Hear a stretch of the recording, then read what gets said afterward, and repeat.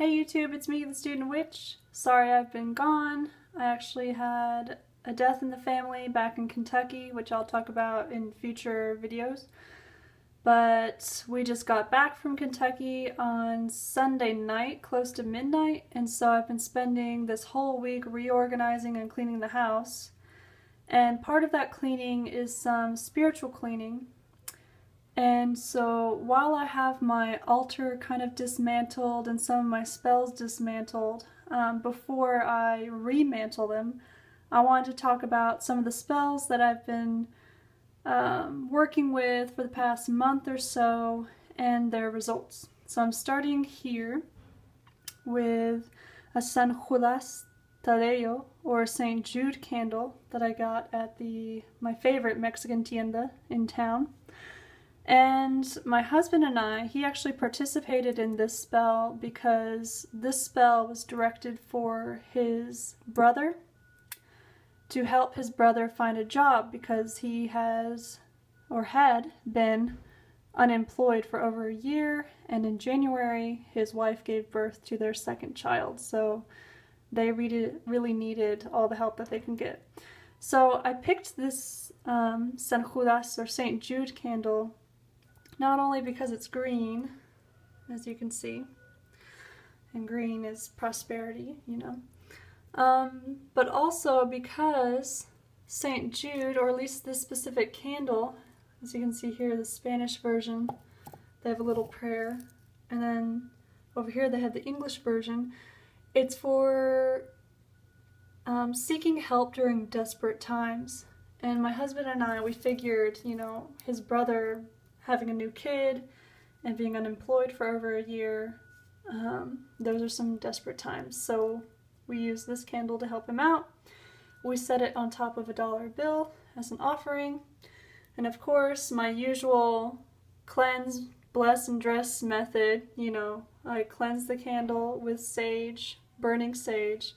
I bless the candle with anointing oils, and specifically the oil that I used this time is my prosperity oil, which is here. It's olive oil, it's green, again the color green.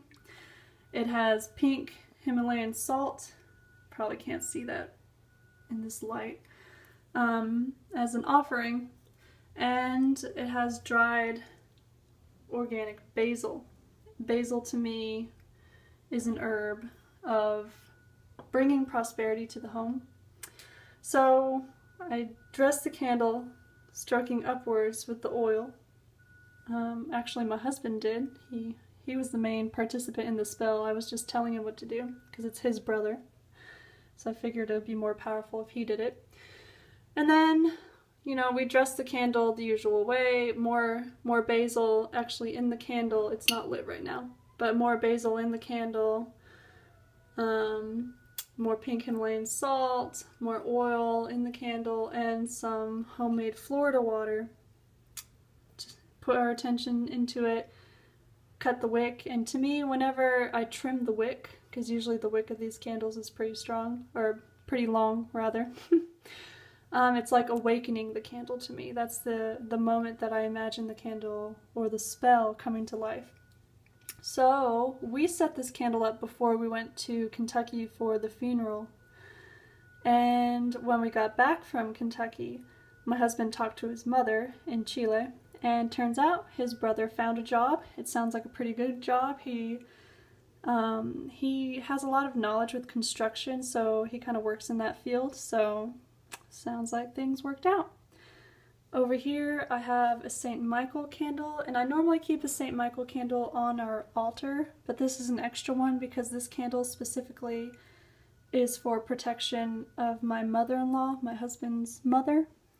And we made a little kind of rose poppet here for her with a star anise for her heart, and the rose and rosemary, and then we put a little wreath of rosemary around, because rosemary is a protection herb for me.